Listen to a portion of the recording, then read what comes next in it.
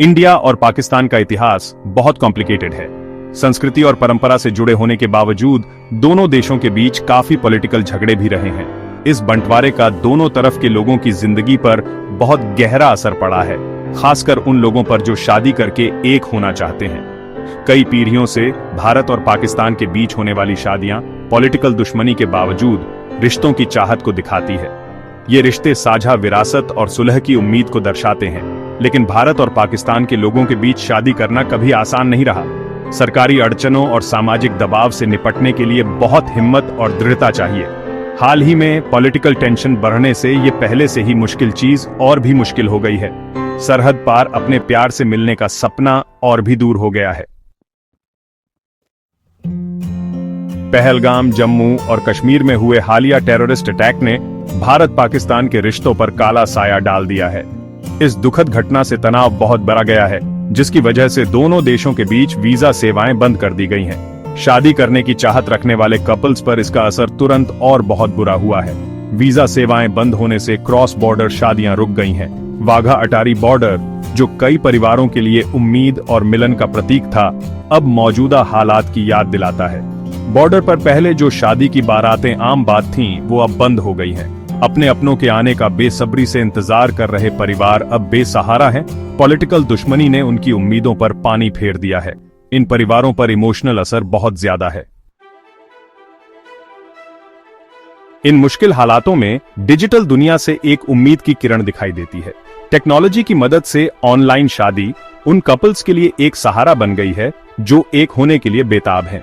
अपनों की फिजिकल मौजूदगी न होने के बावजूद ये वर्चुअल सेरेमोनीज एक टेम्परेरी सॉल्यूशन देती है, जिससे कपल्स बंद बॉर्डर के बावजूद अपनी जिंदगी शुरू कर सकते हैं। लेकिन इन वर्चुअल शादियों की भी अपनी लिमिटेशंस है। फिजिकली पास न होना और अपनों के साथ स्पेशल मोमेंट शेयर न कर पाना एक अधूरा सा एहसास देता है। इसके अलावा ऑनलाइन शादियों की लीगल मान्यता एक कॉम्प्लिकेटेड इश्यू है, जो अलग अलग जगहों पर अलग अलग होती है।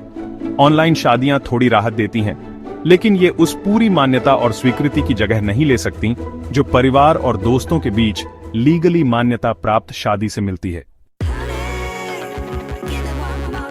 मौजूदा हालात पॉलिटिकल माहौल में बदलाव की जरूरत को दिखाते हैं। इन कपल्स की मुश्किल दोनों सरकारों से सहानुभूति और समझ की मांग करती है। वीजा रूल्स में ढील देने और परिवारों को फिर से मिलाने के लिए नरमी और बातचीत जरूरी है।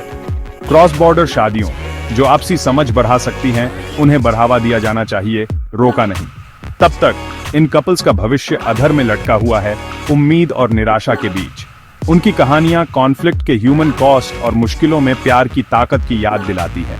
उम्मीद है कि एक दिन जो सरहदें हमें अलग करती हैं, वो पुल बन जाएंगी और प्यार पॉलिटिकल मतभेदों पर जीत हासिल करेगा। दोस्तों, आज की सबसे बड़ी खबर अमेरिका से आ रही है, जहां राष्ट्रपति डोनाल्ड ट्रंप ने चीन से आने वाले उत्पादों पर 145% का भारी टैरिफ लगाने का ऐलान कर दिया है। विशेषज्ञों का मानना है कि इससे चीन और अमेरिका के बीच पहले से ही चल रहे व्यापार युद्ध को और हवा मिलेगी। यह फैसला वैश्विक व्यापार पर कितना असर डालेगा, यह तो आने वाला समय ही बताएगा। लेकिन इतना तो तय है कि इससे दोनों देशों के बीच तनाव बढ़ेगा और दुनिया भर के बाजारों में उथल पुथल मचेगी। चीन में आज का दिन मिला जुला रहा। चीनी मीडिया ने इस फैसले की कड़ी आलोचना की है और इसे अमेरिकी गुंडागर्दी करार दिया है। हालांकि चीन ने अभी तक कोई प्रत्युत्तर देने की घोषणा नहीं की है, लेकिन माना जा रहा है कि वह भी जल्द ही कोई बड़ा कदम उठा सकता है। देखना होगा कि चीन इस चुनौती से कैसे निपटता है। रूस की राजधानी मास्को के पास एक कार बम विस्फोट में एक वरिष्ठ रूसी जनरल की मौत हो गई है। इस घटना से पूरे रूस में दहशत का माहौल है। अभी तक किसी भी संगठन ने इस हमले की जिम्मेदारी नहीं ली है, लेकिन रूस को शक है कि इसके पीछे यूक्रेन का हाथ हो सकता है। इस घटना के बाद से रूस में सुरक्षा व्यवस्था कड़ी कर दी गई है। भारत के जम्मू कश्मीर से एक बेहद दुखद खबर आ रही है। पहलगाम में हुए एक आतंकवादी हमले में 26 लोगों की मौत हो गई है। मरने वालों में अधिकांश पर्यटक बताए जा रहे हैं। इस घटना के बाद से पूरे इलाके में दहशत का माहौल है। सुरक्षा बलों ने इलाके की घेराबंदी कर दी है और हमलावरों की तलाश शुरू कर दी है। जापान सरकार ने वित्त वर्ष 2025 के लिए 1155 खरब येन के विशाल बजट को मंजूरी दे दी है। इस बजट में सामाजिक सुरक्षा प्रणाली और रक्षा खर्चों पर विशेष ध्यान दिया गया है। जापान की तेजी से बढ़ती उम्र दराज आबादी और उत्तर कोरिया से बढ़ते खतरे को देखते हुए सरकार ने यह कदम उठाया है। ब्रेक्जिट के बाद से ही जर्मनी और ब्रिटेन के रिश्तों में तनाव बना हुआ है, लेकिन अब एक अच्छी खबर आ रही है।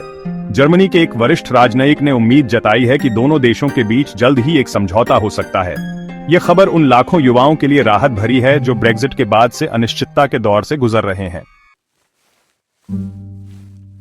ब्रिटेन ने अपने नागरिकों के लिए पाकिस्तान यात्रा चेतावनी जारी की है। ब्रिटिश सरकार ने अपने नागरिकों को पाकिस्तान की यात्रा करते समय सतर्क रहने और अनावश्यक यात्रा से बचने की सलाह दी है। यह चेतावनी पाकिस्तान में बढ़ती आतंकवादी गतिविधियों के मद्देनजर जारी की गई है। फ्रांस के नांतेस शहर से एक दिल दहला देने वाली घटना सामने आई है। यहां एक प्राइवेट स्कूल में 15 साल के एक छात्र ने चाकू से हमला कर अपनी ही सहपाठी की हत्या कर दी। यह घटना 24 अप्रैल 2025 को हुई। पुलिस ने मामला दर्ज कर आरोपी छात्र को हिरासत में ले लिया है। ब्राजील ने क्रिप्टो करेंसी की दुनिया में एक नया इतिहास रच दिया है। ब्राजील दुनिया का पहला ऐसा देश बन गया है जिसने spot XRP exchange traded fund ETF launch किया है। यह कदम क्रिप्टो करेंसी बाजार के लिए एक बड़ी उपलब्धि माना जा रहा है। कनाडा में संघीय चुनावों की सरगर्मी तेज हो गई है। लिबरल पार्टी के नए नेता मार्क कार्नी ने हाल ही में ओंटारियो के सॉल्ट सेंट मैरी में स्थित एल्गोमा स्टील का दौरा किया। अपने इस दौरे के दौरान कार्नी ने मजदूरों से मुलाकात की और उनकी समस्याएं सुनी। पूरे इटली में आज शोक की लहर है। कैथोलिक ईसाइयों के धर्मगुरु पोप फ्रांसिस का अंतिम संस्कार आज संपन्न हो गया। इस अवसर पर दुनिया भर से लाखों लोग रोम पहुंचे। पोप फ्रांसिस को उनकी विनम्रता, करुणा और गरीबों के प्रति प्रेम के लिए याद किया जाएगा। ऑस्ट्रेलिया के प्रधानमंत्री एंथनी अल्बनीज ने देश की सांस्कृतिक विविधता और बहुभाषिकता की खुलकर सराहना की है। उन्होंने कहा कि ऑस्ट्रेलिया की ताकत उसकी विविधता में निहित है। अल्बनीज ने वादा किया कि उनकी सरकार देश भर के भाषा स्कूलों को समर्थन देना जारी रखेगी ताकि विभिन्न समुदायों की सांस्कृतिक विरासत को संरक्षित रखा जा सके। दक्षिण कोरिया के राष्ट्रपति यून सुक योल आज अमेरिकी राष्ट्रपति जो बाइडेन के साथ वॉशिंगटन DC में एक महत्वपूर्ण बैठक कर रहे हैं। इस बैठक में दोनों नेता उत्तर कोरिया के परमाणु कार्यक्रम, कोरियाई प्रायद्वीप के निरस्त्रीकरण और क्षेत्रीय सुरक्षा जैसे मुद्दों पर चर्चा करेंगे। तुर्की में एक बार फिर भूकंप ने कहर बरपाया है। 23 अप्रैल 2025 को इस्तांबुल के पास मारमारा सागर में 6.2 तीव्रता का भूकंप आया। भूकंप के झटके इतने तेज थे कि कई इमारतें धराशायी हो गईं। इस आपदा में 359 लोग घायल हुए हैं।